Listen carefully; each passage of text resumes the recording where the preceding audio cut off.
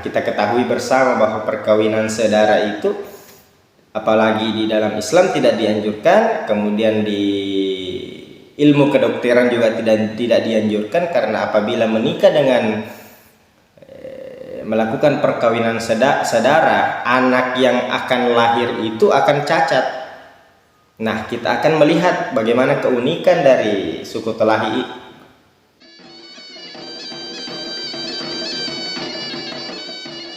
Halo, assalamualaikum warahmatullahi wabarakatuh. Kembali lagi bersama saya Iqbal Usman di channel Ogi Tuleng. Nah, di video kita kali ini kita akan membahas salah satu suku pedalaman atau suku yang bisa dikatakan terpencil di daerah Gorontalo, yaitu suku Polahi. Di mana suku Polahi ini saya mengatakan bahwa suku ini terbilang dari suku yang ada di Sulawesi itu sendiri, karena kenapa? Ada banyak tradisi-tradisi yang berbeda dari biasanya yang dimiliki oleh suku-suku yang ada di Sulawesi.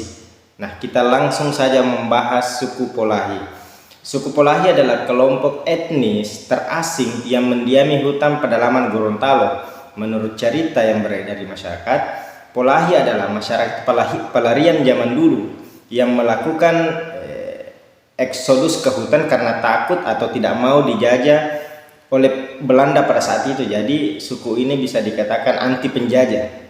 Dia tidak mau dijajah sehingga dia masuk ke dalam hutan, mengasingkan diri dengan beberapa kelompoknya untuk menjauhi penjajah, sehingga menjadikan mereka sebagai suku terasing sampai dengan saat ini. Suku ini mengasingkan diri sekitar abad 17 dan kini hidup di pedalaman hutan daerah Boliohotu, Paguyaman, dan Suwawa, Provinsi Gorontalo. Nah, asal muasalnya yaitu konon menurut cerita masyarakat setempat, orang Polahi adalah pelarian pada zaman penjajahan Belanda. Dari bahasa Gorontalo, Polahi berarti dari kata lahi-lahi yang artinya pelarian atau sedang dalam pelarian. Jadi sampai saat ini dia mengasingkan dirinya. Polahi adalah pelarian pada masa penjajahan Belanda yang takut atau tidak mau membayar pajak, yang kemudian tinggal di pedalaman hutan. Lalu satu-satunya di lereng gunung Boliohotu, Desa Tamaila Utara, Kecamatan Tolangohula, Kabupaten Gorontalo. Hal ini menjadikan orang Polahi hidup beradaptasi dengan kehidupan rimba. Setelah Indonesia merdeka, sebagian keturunan Polahi masih tetap bertahan tinggal di hutan, yang dimana sikap anti penjajah tersebut masih terbawa terus secara turun-temurun, sehingga orang lain dari luar suku Polahi dianggap sebagai penindas atau penjajah. Nah, kita berbicara masalah kehidupan sosialnya di sini. Hidup dalam keterasingan selama berada di pedalaman hutan membuat orang Polahi tidak terjangkau dengan etika sosial, pendidikan, dan agama. Keturunan Polahi menjadi warga masyarakat yang sangat termarginalkan dan tidak mengenal tata sosial pada umumnya. Dan Polahi juga tidak mengenal ilmu baca tulis, sehingga masih menganut suatu kepercayaan lokal.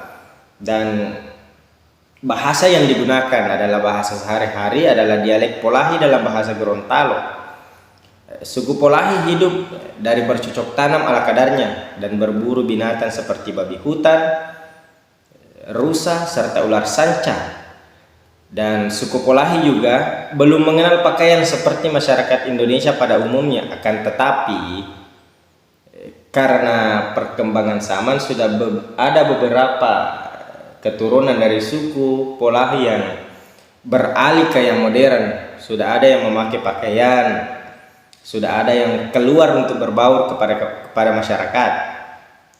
Nah, dulu dia hanya memakai penutup kemaluan dari daun palma dan kulit kayu.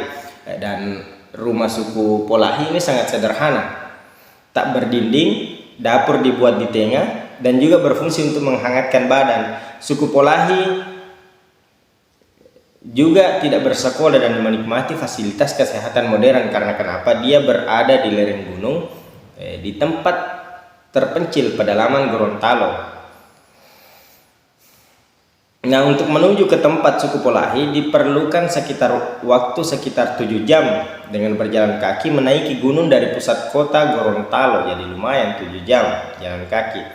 Dan orang Polahi sangat keterbelakangan, tak hanya karena keterpencilan dan tidak mempunyai pendidikan formal, bahkan dalam kebudayaan suku Polahi tidak mengenal hitung-menghitung dan tidak mengenal nama, hari, dan kalender. Beberapa peneliti berhasil menemui orang Polahi ketika mereka turun dari atas gunung. Jadi angka maksimum yang dapat dihitung adalah 4, selebihnya adalah banyak.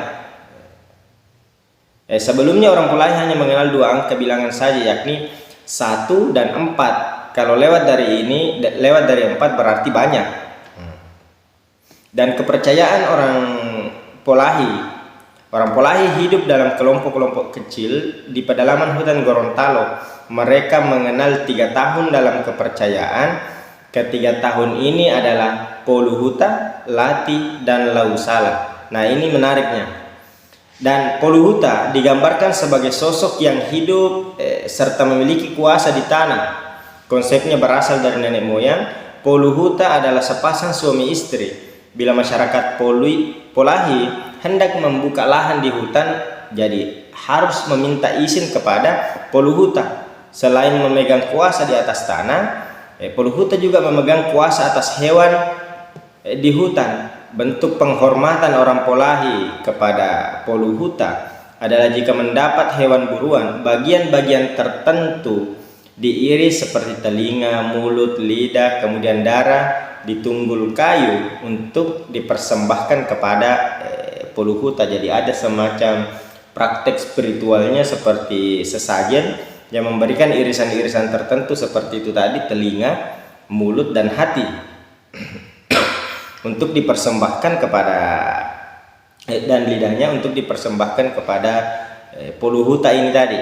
Kemudian Lati digambarkan sebagai sosok makhluk yang menghuni pohon-pohon besar serta di air terjun. Ukuran tubuhnya digambarkan kecil-kecil, ukuran boneka dalam jumlah banyak. Lati merupakan pemegang kuasa atas pohon. Bila Polahi ingin menebang pohon besar atau mengambil madu lebah dari hutan terdapat di atasnya, Polahi membakar kemenyan, merapal mentera dengan tujuan menyuruh Lati pindah ke pohon lain. Artinya dia menghormati bahwa dalam pohon ini ada sosok yang bernama Lati. Jadi kalau dia ingin mengambil batang kayu itu atau madu yang ada di atas pohon itu, dia harus melakukan yang beberapa ritual seperti membakar kemenyan dan meminta izin agar Lati ini berpindah ke pohon yang lain. Nah, kemudian yang ketiga, Lausala. Nah, Lausala dalam narasi Polahi layaknya tokoh Marvel, manusia super. Tokoh antagonis yang digambarkan sebagai sosok yang haus minum darah. Lausala ternyata bukan hanya dideskripsikan sebagai tokoh laki-laki, sebab ada juga perempuan tua yang disebut-sebut Lausala. Masyarakat Polahi membuat beberapa gambaran untuk meyakini bahwa Lausala itu benar-benar ada. Orang Polahi meyakini Lausala memiliki mata merah, membawa pedang yang menyala, dan ia bisa berpindah dengan cepat dari balik bukit ke bukit yang lain. Menurut orang Polahi, jika ada anjing menggonggong, itu salah satu pertanda hadirnya Lausala. Dan mungkin inilah juga yang ada orang beberapa mengatakan bahwa suku Polahi ini bisa menghilang, bisa berpindah tempat, bisa menghilang. Ini sudah terbantahkan bahwa dia tidak bisa menghilang, akan tetapi jalannya cepat.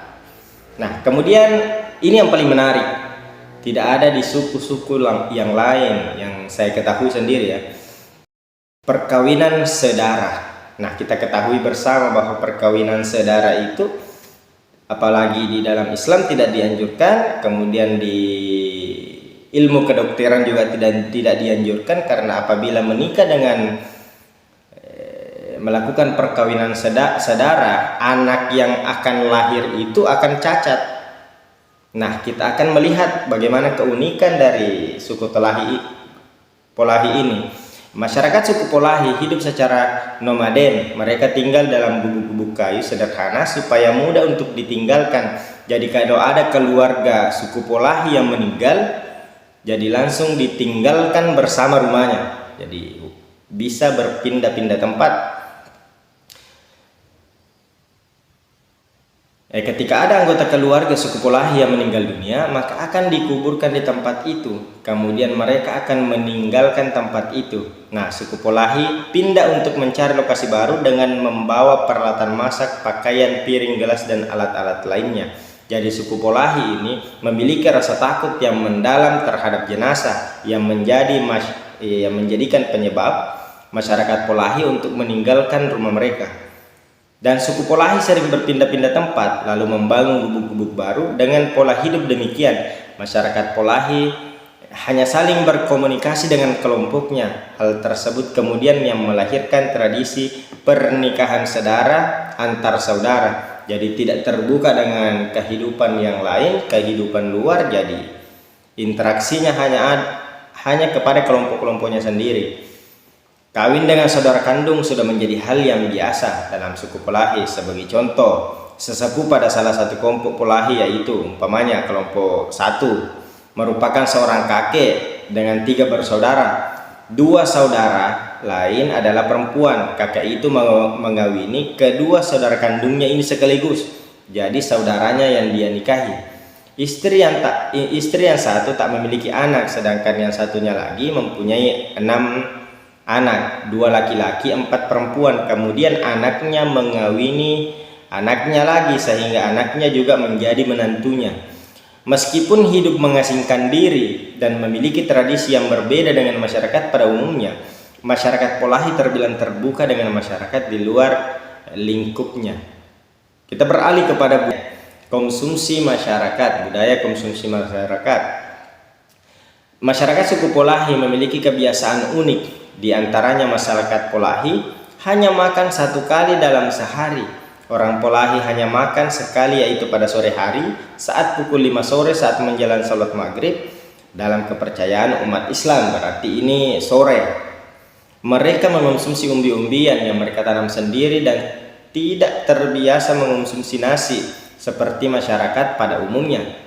Mereka hanya bercocok tanam dengan menanam umbi-umbian, pepaya, dan pisang.